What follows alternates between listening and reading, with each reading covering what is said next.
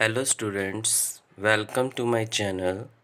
Today we will start with a new concept called Partners Commission.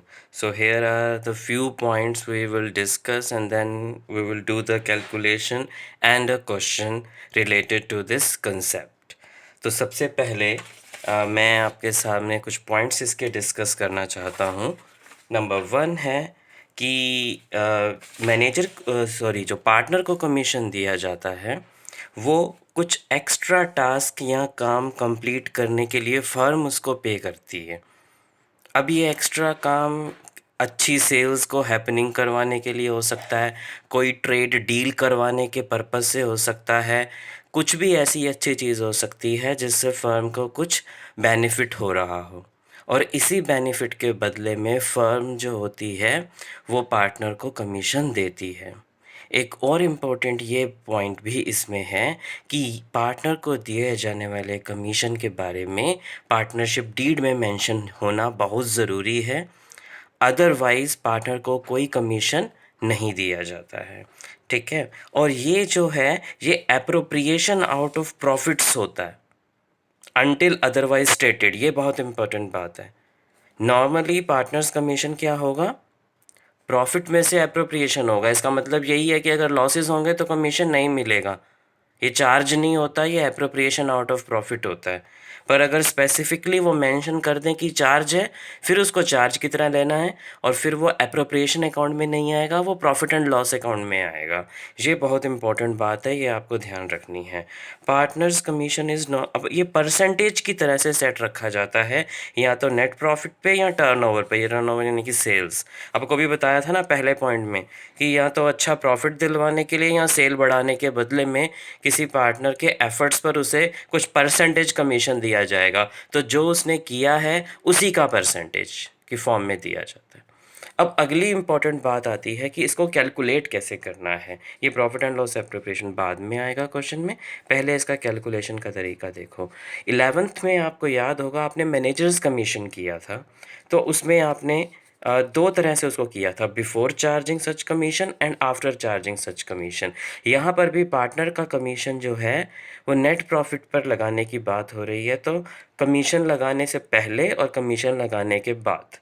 ठीक है, तो before charging सच commission में कैसे कैलकुलेट होगा, जितना नेट प्रॉफिट होगा into rate of commission into 100, जैसे 10% और 10/100 कर देंगे। आफ्टर चार्जिंग सच कमीशन में net profit into rate upon 100 plus rate कर दिया जाता है। ये एक्स्ट्रा रेट नीचे और जोड़ दिया जाता है क्योंकि आफ्टर चार्जिंग सच कमीशन है। ठीक है, तो ये हम काम करते हैं, ये बेसिकली कैलकुलेट करते हैं। ठीक, अब इसी पर बेस्ड एक हम क्वेश्चन ले रहे हैं जिसमें ये दोनों बिफोर चार्जिंग और आफ्टर चार्जिंग दोनों चीज़ें आ जाएंगी, तो आपको और क्लैरिटी हो जाएगी कि कैलकुलेशन कैसे करनी है और क्या करना है। पहले हम क्वेश्चन पर बात कर लेते हैं, क्वेश्चन को थोड़ा सा समझ लें। ए और बी दो पार्टनर हैं। ए को जो है ये थोड़ा सा क्लियरली लिखना पड़ेगा, A is entitled to a salary, उसको सैलरी मिलती है 8,000 पर मंथ की। Commission is 10% of net profit after partners salaries. अब यहाँ पे प्लूरल और सिंगुलर का बड़ा ध्यान रखना है। ठीक है, आफ्टर पार्टनर्स सैलरीज यानी कि ए और बी दोनों की सैलरी लगाने के बाद, but before charging the commission. तो ए को किस हिसाब से मिल रहा है, थोड़ा ध्यान से हम पढ़ के चलेंगे, उसी के बेस पर नीचे इसको सॉल्व कर रखा है। फिर B is entitled to a salary of 30,000 per annum, पूरे साल में एक 30,000, and a commission of 10% of net profit after charging all the commissions and partners salaries. यहाँ पर भी प्लूरल है, ध्यान रख के चलेंगे इसको। ये सब लगाने से पहले, सैलरीज और कमीशन लगाने से पहले फर्म को 5 लाख रुपीज़ का प्रॉफिट हुआ है। आपको प्रॉफिट डिस्ट्रीब्यूशन दिखाना है, यानी कि प्रॉफिट एंड लॉस एप्रोप्रिएशन बनाना है। बट सबसे पहले दिक्कत आएगी कि कमीशन कैसे कैलकुलेट होगा, तो हम पहले उसकी अच्छे से कैलकुलेशन कर लेते हैं यहाँ पे। अब ध्यान से देखो, तो एज कमीशन कैसे है, पहले वो लिखा है मैंने। As commission is after the salaries but before the commission on a net profit. तो नेट प्रॉफिट लिया, उसमें से ए की सैलरी निकाली, 8,000 पर मंथ थी तो पूरे साल की हो गई 96,000। बी की सैलरी 30,000 थी, वो निकाल दी, ऑल सैलरीज लगाने के बाद जो प्रॉफिट बचा वो 3,74,000 है। उस पर ए का कमीशन लगा दिया बिफोर चार्जिंग वाले रूल से, रेट अपॉन 100 करके, ये जो था बिफोर चार्जिंग वाला रूल, ठीक है, ये वाला रूल लगा दिया। अच्छा, तो ए का तो कमीशन निकल आया ये हमारे पास। अब चलते हैं हम बी पर। बी का क्या है, after charging all the salaries and commission, जो बचेगा प्रॉफिट उस पर बी का कमीशन लगाना है। अब यहाँ पर हमारे पास तीन चीज़ें तो अवेलेबल हैं, ए की सैलरी, बी की सैलरी और ए का कमीशन। तो वो तो हम आफ्टर चार्जिंग यानी कि माइनस कर सकते हैं तीन चीज़ें। तो हमने यहाँ किया यही, 5 लाख का कमीशन लिया, दोनों की सैलरी ए और बी की माइनस कर दी, ये प्रॉफिट आ गया। उसमें से ए का कमीशन भी माइनस कर दिया, तो ये प्रॉफिट बचा। बट आफ्टर चार्जिंग बीज कमीशन कैसे होगा, वो यहाँ पर ये वाला जो रूल है वो ये लग जाएगा, रेट अपॉन 100 प्लस रेट।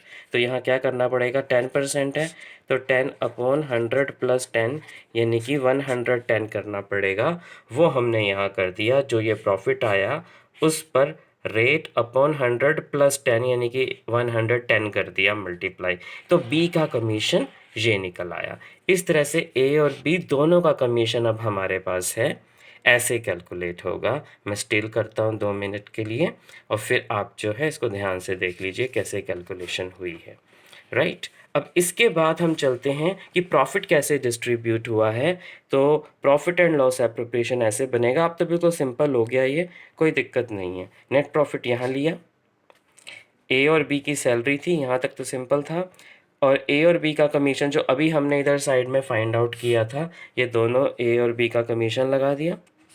बचा हुआ प्रॉफिट हमने इक्वली बांट दिया। यहाँ पर ये बड़ी इंपॉर्टेंट एक चीज़ है, ध्यान रखने वाली बात है कि पूरे क्वेश्चन में अगर आप पढ़ोगे ध्यान से तो हमें कहीं भी प्रॉफिट और लॉस कैसे डिस्ट्रीब्यूट करना है इसकी इन्फॉर्मेशन नहीं है। इसलिए जब क्वेश्चन इस बारे में साइलेंट हो कि पार्टनर्स के बीच में प्रॉफिट लॉस कैसे बटेगा, तो वो इक्वली बांटा जाएगा। तो इसीलिए यहाँ पर जितना रेजिडुअल प्रॉफिट था, रिमेनिंग प्रॉफिट था, वो हमने इक्वल दोनों में बांट दिया। 3,06,000 का बचा था तो 1,53,000 बट गया, ठीक है, राइट। एंड नाउ एक मैं डिस्क्लेमर रख रहा हूँ, तो ये बहुत इम्पॉर्टेंट है document. And with that disclaimer, I am ending my video. Thanks for watching, and next video is coming up. Bye.